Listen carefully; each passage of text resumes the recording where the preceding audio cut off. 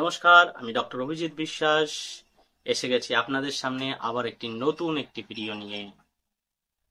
ভারতীয় চিকিৎসা শাস্ত্রের ইতিহাস তথা চিকিৎসা শাস্ত্রের ইতিহাস নিয়ে কথা বলতে।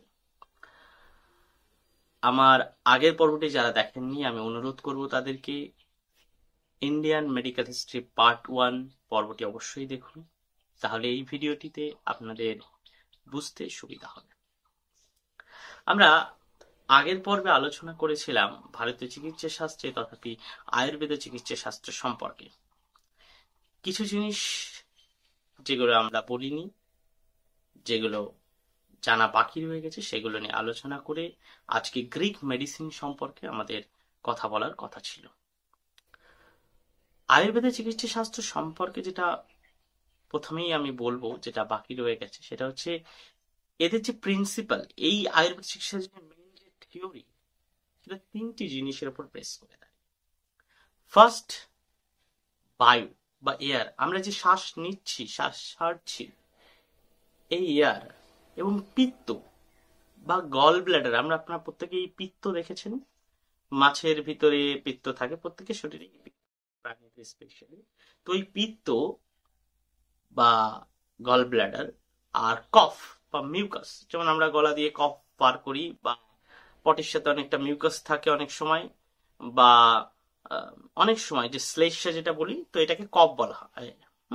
তো বায়ু, পিত্ত, কফ, এই তিনটি থিওরির উপরে আয়ুর্বেদিক চিকিৎসা শাস্ত্রটা তৈরি।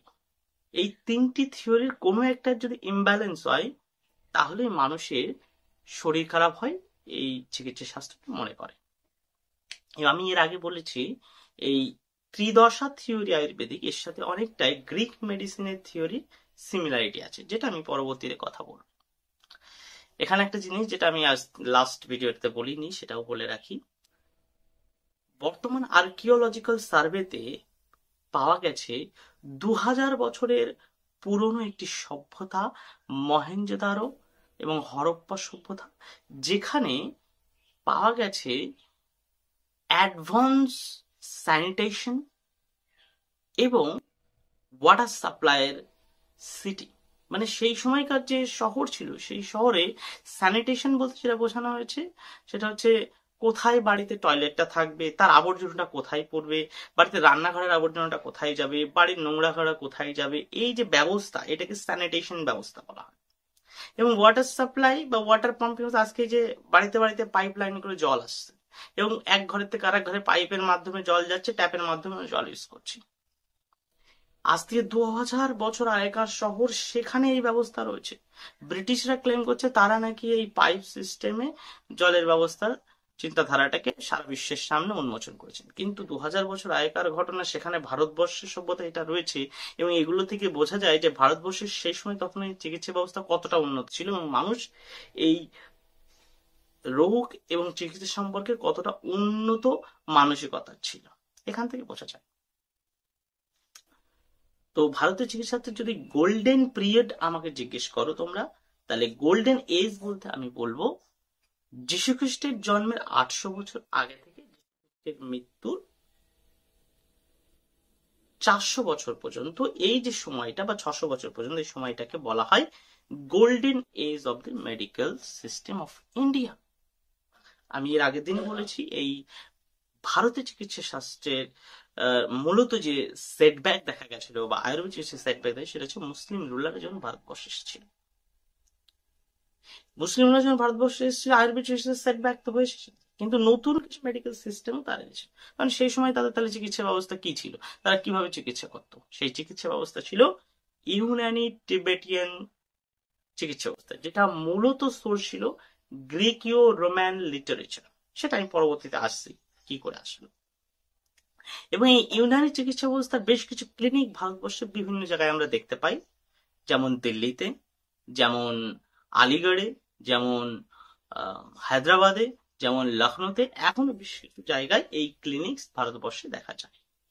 এবং যেহেতু সেই সময় মুসলিম রুলার ছিল, অর্থাৎ রাষ্ট্রীয় যে সাপোর্ট, সেটা ইউনানি চিকিৎসা ব্যবস্থা পেয়েছিল, এবং ভারতবর্ষে বিভিন্ন জায়গায় ছড়িয়েছে, এবং আজও বিভিন্ন জায়গায় ছড়িয়ে রয়েছে।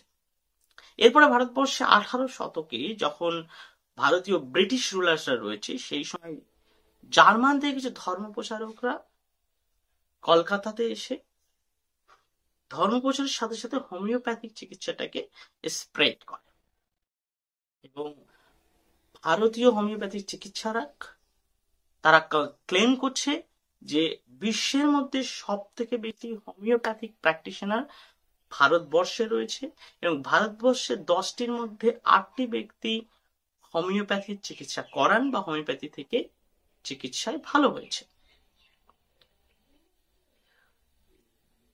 তাহলে আমরা প্রথম থেকে একবার যদি দেখি, ভারতে আয়ুর্বেদা, সিদ্ধা, হোমিওপ্যাথি, ইউনানি, ন্যাচুরোপ্যাথি এই চিকিৎসা পদ্ধতি কিভাবে ছড়িয়ে এসেছে। এরপরে আমি গ্রিকীয় মেডিসিন যখনই আলোচনা করব তখনই বুঝতে পারবে কিভাবে ভারতবর্ষে অ্যালোপ্যাথিক মোড অফ ট্রিটমেন্ট কিভাবে এসেছে, বা ভারত নয় সারা বিশ্বে কিভাবে অ্যালোপ্যাথিক মোড অফ ট্রিটমেন্ট গেছে, এটা আমরা বুঝতে পারবো। আমি আগের দিনই বলেছি যে ভারতীয় চিকিৎসা ব্যবস্থা আয়ুর্বেদিক চিকিৎসা ব্যবস্থা এশিয়াতে বা ইন্দো চাইনা, ইন্দো এশিয়াতে ট্রান্সফর্ম করেছিল, মানে এশিয়াতে ভারতীয় চিকিৎসা ব্যবস্থা রুল করেছিল সীমিত সময়, এবং গ্রিক দেশের মেডিসিন মূলত ইউরোপ এবং আরবে ছড়িয়েছিল। গ্রিক মেডিসিন সম্পর্কে যদি বলি, যে ব্যক্তির নাম গ্রিক মেডিসিন না বললেই নয়, তিনি হচ্ছে হিপোক্রেটস। হিপোক্রেটস হচ্ছে গ্রিক দেশের এমন একজন ব্যক্তি যিনি একটি দ্বীপপুঞ্জে জন্মগ্রহণ করেছিল। এগিয়ান সমুদ্রের পাশে কস নামক একটি দ্বীপপুঞ্জে তিনি জন্মগ্রহণ করেছিলেন, এবং তার জন্ম হয়েছিল যীশু খ্রিস্টের জন্মের 460 বছর আগে। এবং তিনি তার চিকিৎসা যে ব্যবস্থা, এই চিকিৎসা ব্যবস্থার প্রথম ব্যক্তি যিনি রোগকে খুব ভালোভাবে ডিফারেন্সিয়েট করেছিলেন, কোনটা ছোঁয়াচে রোগ, কোনটা নন ছোঁয়াচে রোগ, এই বিষয়টা নিয়ে। তাহলে এই ছোঁয়াচে রোগ এবং নন ছোঁয়াচে রোগের বিষয়টাকে ডিফারেন্সিয়েট করার জন্য তাকে আমি প্রথম ট্রু এপিডেমিওলজিস্ট বলতে পারি। এবং তার যে রাইটিংস, হিপোক্রেটস যে কথাগুলো লিখেছিলেন চিকিৎসা বিষয়ে, এবং তার যে লেকচার্স, এই সমস্ত জিনিসকে কম্পাইল করে আলেকজান্ডারিয়াল টাইমের যে স্কলার্সরা ছিলেন, আলেকজান্ডারিয়াল স্কলার্সরা একটি বুকস তৈরি করেন, যে বুকসটার নাম ছিল কর্পাস হিপোক্রেটিনা। যে বুকসটার 72টি খণ্ড ছিল। এই 72টা খণ্ড মূলত চিকিৎসা বিষয়ক ইতিহাসেরই ক্লিনিক্যাল কেস স্টাডিজ ছিল। এবং এখানে যেটা না বললেই নয়, হিপোক্রেটস একটি ওথ লিখেছিলেন, যে ওথটা আজকের দিনে বর্তমানে বিশ্বের প্রত্যেকটি জায়গায় যেখানে যেখানে ডাক্তার তাদের কোর্স কমপ্লিট করার পরে, অর্থাৎ পাস করার পরে চিকিৎসা সমাজে নামে, তখন একটি ওথ তাদেরকে পড়তে হয় বা পালন করতে হয়, সেটা হচ্ছে হিপোক্রেট ওথ। এবং সেটা সেই দিনে লিখেছিলেন, আজও সেটা একটা কিস্টোন হিসাবে রয়েছে।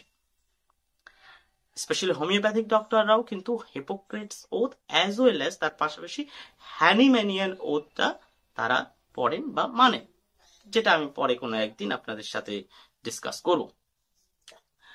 তো গ্রিক দেশের একটি আলেকজান্ড্রিয়ান মিউজিয়াম ছিল, সেই মিউজিয়ামে সবাই যারা চিকিৎসা বিষয়ক রুচি বা জ্ঞান রাখেন সেখানে পড়াশোনা করতেন, আলোচনা করতেন, এবং বিভিন্ন টাইপের বুকস ছিল সেখানে।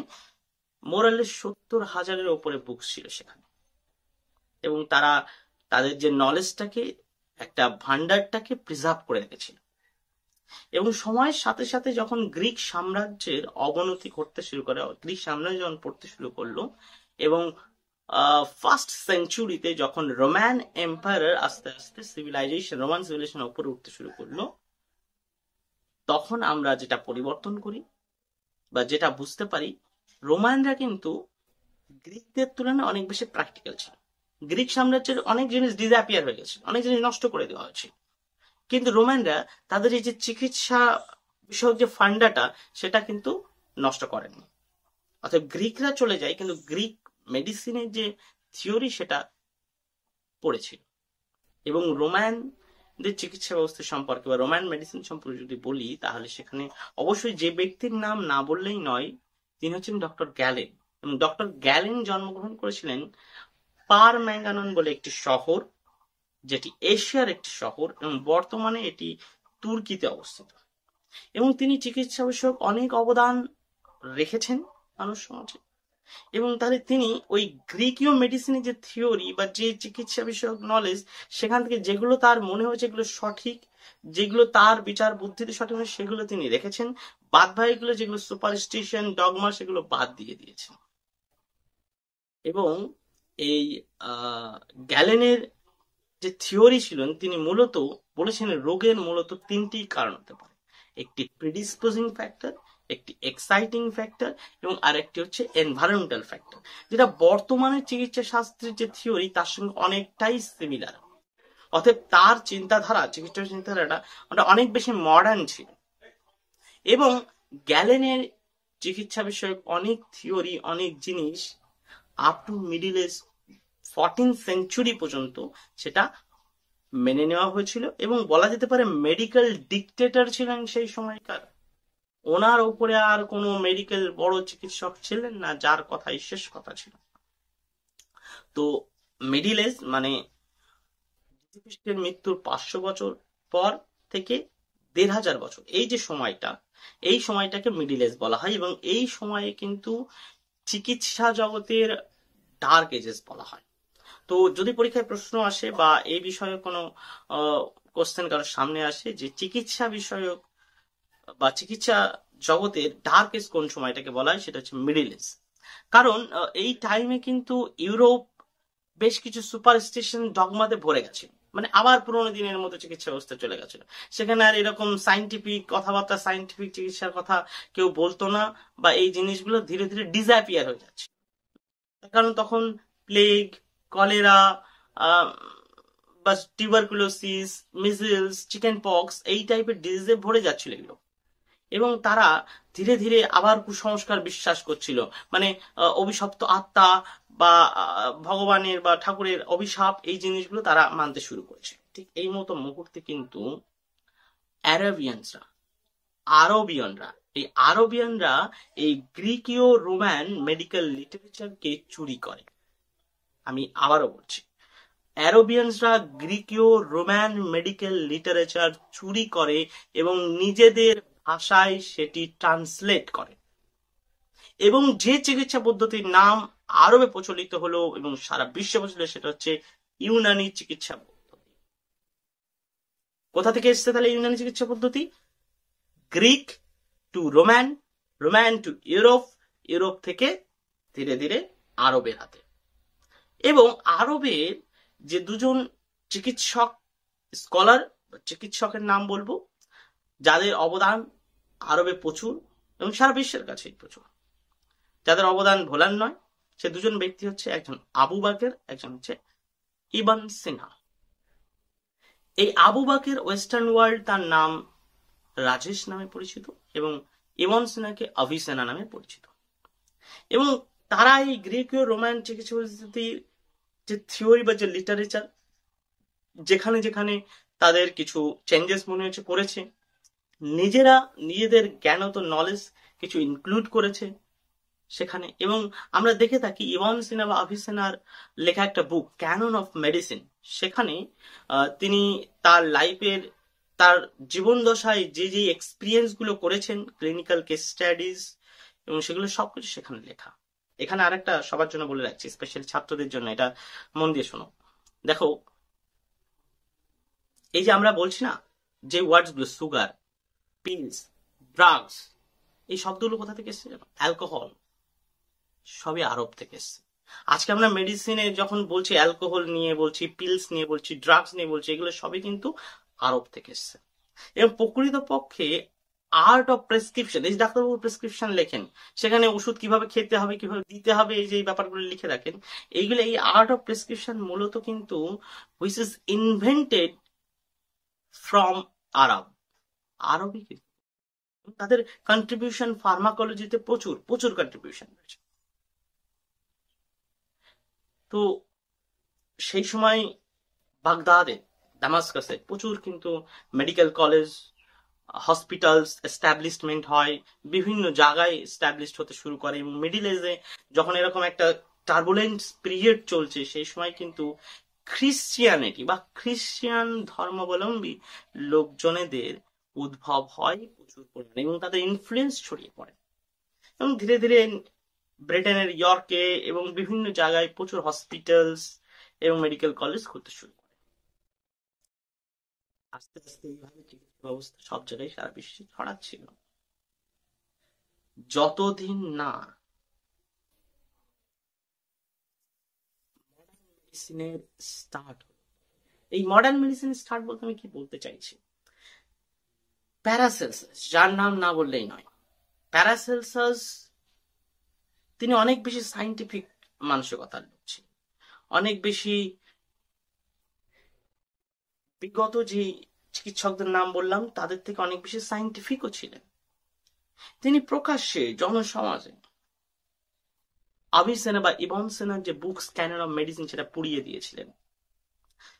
তিনি ডক্টর গ্যালেনের যে মেডিকেল লিটারেচার ছিল সেগুলো বলেছিলেন অনেক বেশি সুপারস্টিশন ডগমাতে ভর্তি। তার কারণ সেই যুগটা যেটা এসেছিল সেটা হচ্ছে মডার্ন মেডিসিন। এখানে আমি বেশ কিছু ব্যক্তির নাম উল্লেখ করতে চলেছি, প্রত্যেকে মন দিয়ে শুনুন এবং যেসব ছাত্ররা শুনছো আমার ভিডিওটা তারা অবশ্যই মন দিয়ে এই ব্যক্তিগুলোর নামগুলোকে নোট করো। এখানে অ্যান্ড্রিয়াস বেসালিয়াস, এই ব্যক্তি অ্যান্ড্রিয়াস বেসালিয়াস, যাকে the first man of modern medicine, মানে মডার্ন মেডিসিনের প্রথম ব্যক্তি। কারণ কি, তিনি একজন অ্যানাটমিস্ট ছিলেন। তিনি শবচ্ছেদ করে দেখেছিলেন কোথায় হার্ট রয়েছে, কোথায় হৃৎপিণ্ডের লিভার রয়েছে, কোথায় লাংস রয়েছে, কোথা দিয়ে রক্ত যাচ্ছে, কোথা দিয়ে ছড়াচ্ছে, এই যে বিষয়গুলো এটা স্বচক্ষে তিনি দেখেছিলেন এবং নিজে করেছিলেন। অ্যান্ড্রিয়াস বেসালিয়াস। অতএব আগের যে চিকিৎসকগুলো ছিল তারা কিন্তু সবই অনুমানের বেসিসে চিকিৎসা করেছেন এবং তার থিওরিগুলো মেডিকেল লিটারেচার লিখেছেন। এবার কিন্তু যে ব্যক্তিগুলোর নাম বলতেছে যে তারা কিন্তু অনুমানের বেসিসে না, প্রকৃতপক্ষে তারা সাইন্টিফিক ভাবে বলে দিচ্ছে যে মানুষের এখানে হৃৎপিণ্ড আছে, এখানে স্টমাক আছে, স্টমাকে গ্যাস জমছে তাই বুকে ব্যথা হচ্ছে। এই যে ব্যাপারগুলো, এটা অ্যানাটমি না পড়লে বা অ্যানাটমি যে না করেছে ডিসেকশন সে জানবে না। তো তার যে বুকস বা তার যে থিওরি সেটা ফ্যাব্রিকাতে লেখা ছিল। তাহলে আমি এখান থেকে বলতে পারি অ্যানাটমির প্রথম যে থিওরি কোথায় লেখা আছে, অ্যান্ড্রিয়াস বেসালিয়াসের ফ্যাব্রিকাতে প্রথম বুকস। এবং উইলিয়াম হার্ভের নাম, তিনি প্রথম ফিজিওলজিস্ট বলেন আমাদের বডির এই যে হৃৎপিণ্ড সেখান থেকে রক্ত সারা শরীরে ছড়িয়ে পড়ছে এবং সারা শরীর থেকে আবার দূষিত রক্ত নিয়ে হৃৎপিণ্ডে পৌঁছাচ্ছে, এই যে থিওরিটা মানে সার্কুলেশন অফ ব্লাড, তিনি উইলিয়াম হার্ভে পৃথিবীর সামনে প্রথম নিয়ে আসেন তার রিসার্চে বা তার ডিসকভারিতে আসে। এরপর আমরা দেখতে পারি লিউয়েনহুক মাইক্রোস্কোপ আবিষ্কার করেন। এই মাইক্রোস্কোপ আবিষ্কার করার পর আমরা জানতে পারি কি কোনটা ভাইরাস, কোনটা ব্যাকটেরিয়া, কোনটা প্রোটোজোয়া এবং তাদের কারণস্বরূপই রোগ তৈরি হচ্ছে, এই ব্যাপারগুলো কিন্তু সবার সামনে ধীরে ধীরে আসতে ছিল। অতএব সাইন্টিফিক ভাবে আমরা বুঝতে পারছি যে রোগ কিভাবে ছড়াচ্ছে। আগে যেগুলো ছিল অনুমান সেটা এখন বাস্তবে বোঝা যাচ্ছে কোনটা রোগ। এডওয়ার্ড জেনার, যিনি প্রথম ভ্যাকসিনেশনের প্রসেস বলেছেন। আজকে যে আমরা টিকা নিচ্ছি, বিসিজি টিকা নিচ্ছি, টিটেনাস টক্সয়েড টিকা নিচ্ছি, ডিটিপি টিকা নিচ্ছি, এই যে টিকাগুলো, এই যে প্রথম চিন্তাধারা নিয়ে এসেছিল এডওয়ার্ড জেনার, যে রোগ প্রতিরোধ করা রোগ সারানোর থেকেও অনেক বেশি জরুরি, যার কারণে আজকে আমরা টিকা নিচ্ছি। এইরকম বিশিষ্ট ব্যক্তিত্ব মডার্ন মেডিসিনে জন্মগ্রহণ করেন, মডার্ন মেডিসিন এরাতে, এখনো আমরা মডার্ন মেডিসিন এরার মধ্যেই রয়েছি, জন্মগ্রহণ করেছে এবং তাদের চিন্তাধারা এবং তাদের যে মেডিকেল রিসার্চ তার উপর ডিপেন্ড করে মডার্ন মেডিসিন চেঞ্জ হচ্ছে। আরেকজন ব্যক্তির নাম এখানে আমি বলি, যেমন Andreas Vesalius the first man of medicine ছিল, ঠিক সেই রকমই একজন ফরাসি আর্মি ফিজিশিয়ান অ্যামব্রয়েস পেয়ার, তিনি শল্য চিকিৎসাতে সেই রকম নাম করেছিলেন। তাকে মডার্ন মেডিসিনের ফাদার অফ সার্জারি বলা হয়। ভারতীয় চিকিৎসাশাস্ত্রে ফাদার অফ সার্জারি কাকে বলা হয়? সুশ্রুত। তো মডার্ন মেডিসিনে ফাদার অফ সার্জারির নাম কি? অ্যামব্রয়েস পেয়ার। গুড। তো এই যে অ্যামব্রয়েস পেয়ারের কথা বলছি এবং তিনি ফরাসি চিকিৎসক ছিলেন, তিনি আর্মিদের হাত পা ভেঙে গেলে তখন সেটাই কিভাবে জুড়ে তার ব্যান্ডেজ করে দিয়ে তার চিকিৎসা করত, সেখান থেকে আস্তে আস্তে তিনি একজন ভীষণ বড় সার্জন হয়ে উঠলেন। তো এই জিনিসগুলো ধীরে ধীরে সাইন্টিফিক হতে শুরু করলো চিকিৎসা শাস্ত্র, এবং আস্তে আস্তে মানুষ সুপারস্টিশন ডগমা থেকে ভুলে গিয়ে সাইন্টিফিক চিকিৎসা ব্যবস্থাতে বিলিভ করতে শুরু করলো। এবং সেখান থেকে যেহেতু আহ, বাগদাদ বা আমি বলছি যে ব্রিটিশ এবং আমেরিকার বেশ কিছু জায়গায় এরকম মেডিকেল কলেজ এইগুলো যখন আস্তে আস্তে প্রতিস্থাপন হলো, আস্তে আস্তে চিকিৎসা ব্যবস্থা সবকিছু। এবং আগে যেই জিনিসগুলো স্কুল অফ মেডিসিন বা the old school of medicine নামে পরিচিত ছিল, সেটাই ধীরে ধীরে মডার্ন মেডিসিনে রূপান্তরিত শুরু করলো। এবং এই মডার্ন মেডিসিনের নামকরণ আজকে যেটা অ্যালোপ্যাথি বলছি, সেটা মূলত নামকরণটা করেছিলেন হ্যানিম্যান, মাস্টার হ্যানিম্যান, যিনি হোমিওপ্যাথির স্রষ্টা বা হোমিওপ্যাথি তিনি সবার সামনে নিয়ে আসেন, ডিসকভারি করেন। সেই হ্যানিম্যানই যেমন হোমিওপ্যাথি নামকরণটা করেছে, ঠিক সেই রকমই এই দ্য ওল্ড স্কুল অফ মেডিসিনকে অ্যালোপ্যাথি নাম করেন। অ্যালোপ্যাথি শব্দের অর্থ হচ্ছে allos means dissimilar, pathos means suffering. তো এদের যে ট্রিটমেন্ট প্রসেস, এই যে কোনো সাফারিং হলে ডিসিমিলার মেডিসিন, মানে ডায়রিয়া হলে এমন একটা ওষুধ দাও যে কনস্টিপেশন তৈরি করে দিতে পারে, অটোমেটিক্যালি ডায়রিয়া সেরে যাচ্ছে, এই যে চিন্তাধারা থেকে তিনি নামকরণ করেন অ্যালোপ্যাথি। তো তারপরে ধীরে ধীরে কিন্তু যেহেতু আমরা ওয়েস্টার্ন কালচার ফলো করি, বা ধীরে ধীরে সেকেন্ড ওয়ার্ল্ড ওয়ারের পরে আস্তে আস্তে সারা বিশ্ব ওয়েস্টার্ন কালচারকে ফলো করতে শুরু করছে, তো সেখান থেকে স্বাভাবিকভাবে সমস্ত কিছু সারা বিশ্বের দিকে রিফ্লেক্ট করবে। তো চিকিৎসা ব্যবস্থা থেকে শুরু করে সবকিছু ধীরে ধীরে সারা বিশ্বে এইভাবে যারা ডেভেলপিং কান্ট্রি, যারা থার্ড ওয়ার্ল্ডের কান্ট্রি, সেখানে ছড়াতে শুরু করলো। তো সেখান থেকে অ্যালোপ্যাথি অন্যান্য দেশেও সেটা প্র্যাকটিস হচ্ছে, বলা হচ্ছে অনেক বেশি সাইন্টিফিক। তো আশা করি আমি ছাত্রদের মধ্যে এই জিনিসটা বোঝাতে পারলাম, বা যারা চিকিৎসা বিষয়ক জ্ঞান নিয়ে রুচি রাখেন, যারা আমার ভিডিওটা দেখছেন, তাদেরকে বোঝাতে পারলাম কিভাবে চিকিৎসা শাস্ত্রটা ছড়িয়েছে, ভারতবর্ষে কি চিকিৎসা শাস্ত্র ছিল। যারা ভিডিওটা দেখছেন, যদি ভালো লাগে অবশ্যই আপনার প্রিয়জনদেরকে এই ভিডিওটি শেয়ার করুন, যাতে তারাও জানতে পারে এই সম্পর্কে। ধন্যবাদ। নমস্কার।